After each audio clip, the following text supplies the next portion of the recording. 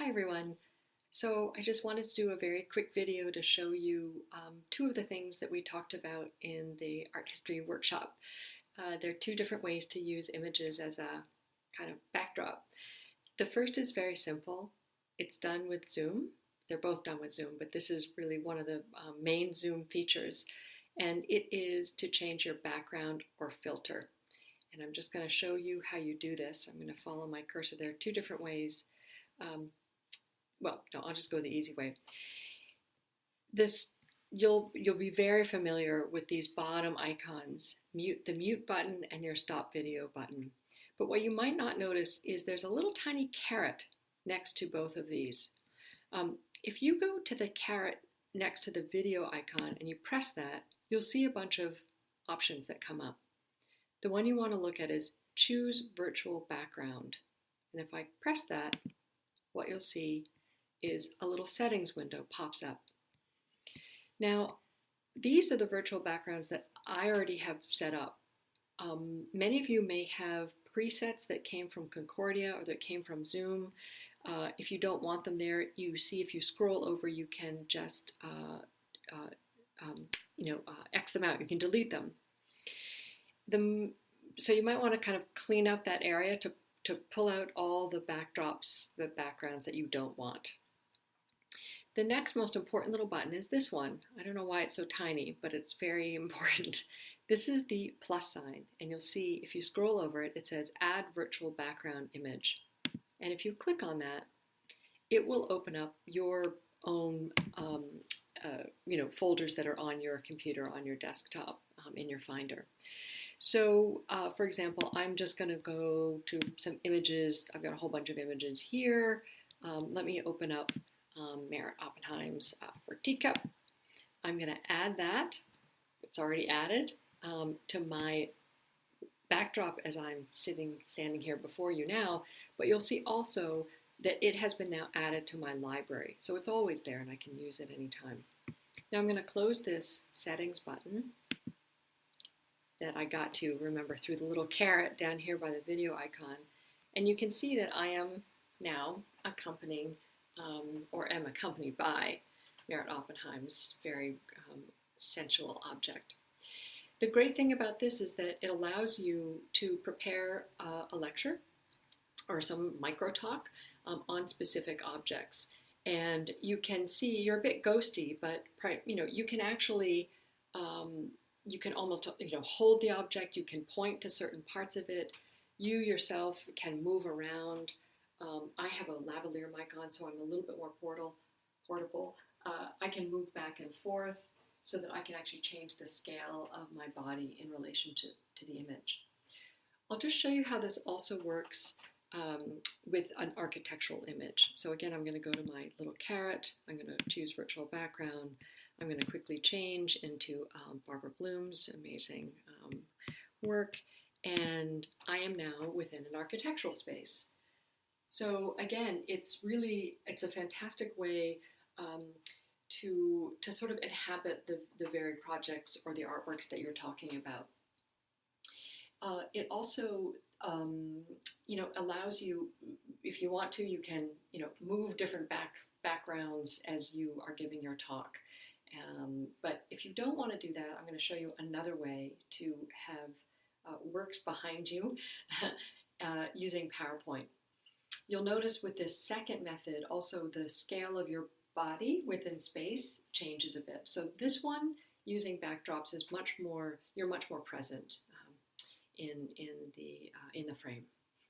But let me show you now how to use PowerPoint and an advanced function that Zoom has just put on not too long ago. Okay, before I do this, a side note that you should all check and constantly update your Zoom.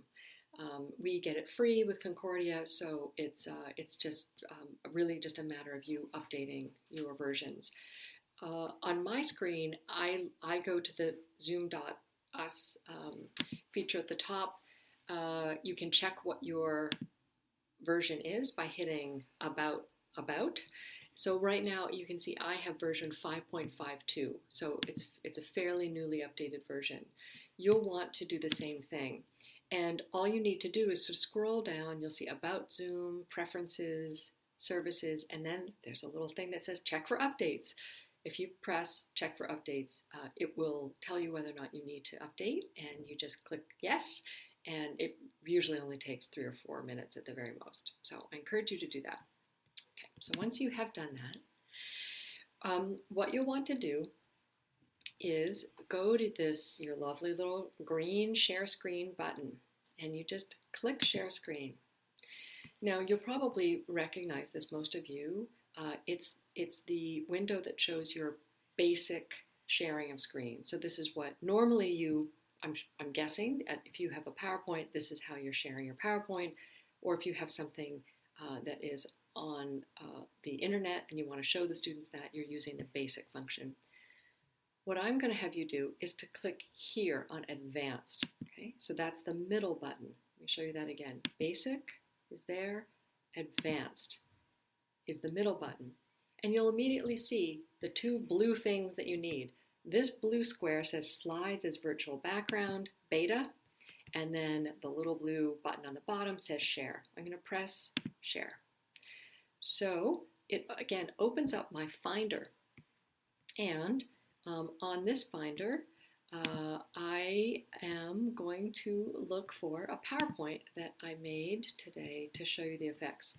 So you click on the PowerPoint of your choice, one that you've previously set up for your talk. You're going to open it, and then it will automatically start to share. It sometimes needs a few minutes. Well, it all depends. It takes a few seconds normally to prepare your slides. If you have very large images or a lot of slides, it might take a moment. So you just kind of have to ask for everybody's patience, and then voila, you are now within a PowerPoint. What I'm also going to do, you can see that there are 2 of me. I'm going to go up to my tiny thumbnail image up here. You'll see there are 3 buttons. If you click on them, you'll see that there's an option to hide self-view. I'm going to do that now.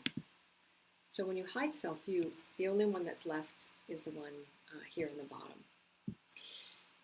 So here we are in my PowerPoint. And the way that you change the slides, you can see right here that it will tell you what number slide you are within your slide deck. So I'm going to change. Here's our teacup again. I've just put some random images. This is a wonderful Frida Kahlo painting, so you can be within a painting.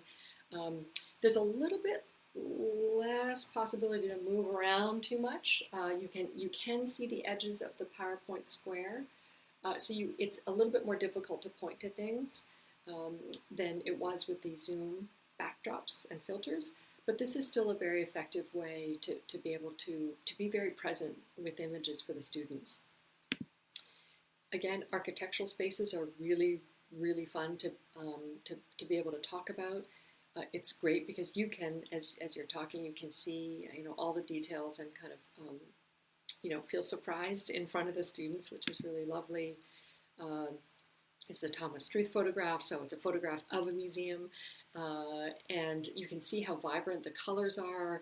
You can kind of play with scale so that, in some senses, I become one of the viewers, along with Thomas Struth's viewers, who are, in this case, in an Italian museum. Really play with scale. This is a Jeff Wall photograph that is a very, very large image of a giant cyclotron that is that's undergoing conservation. And then finally, you can be outside with your Donald Judd artworks if you want to be in Marfa, Texas. So I think that just gives you a sense of how this works. I'm going to stop sharing screen, so this will pull you out of the PowerPoint and will bring you right back to, in my case, my backdrop. So I think that mostly covers the 2 things that I wanted to talk to you about in terms of using Zoom as a new medium to record your lectures. So again, my advice would be that you would have a bunch of presets in your Choose Virtual Backgrounds, so you have lots of choices. that you might want to make while you're recording your talk. So here I am in Alan McCollum's Surrogates. And then, of course, the other choice is to use the share screen function. I'll show you this one more time. You share screen. It will default to basic. You click on advanced. Then you click on slides as virtual background. And you click on share. It will then ask you which PowerPoint you want to use. You click on it and you simply open it. It will prepare the slides for you, and then you will be inside your PowerPoint. Okay, so if you have any questions, you can, just let Camille know, and I'd be happy to do one-on-one workshops with any of you. As I said to the folks who have come by to talk about things and teaching, is that I never used Moodle before this. I never used Zoom. I didn't do fancy things on PowerPoint. So these are all very easily learnable approaches, and I really encourage you all to give it a shot. And good luck.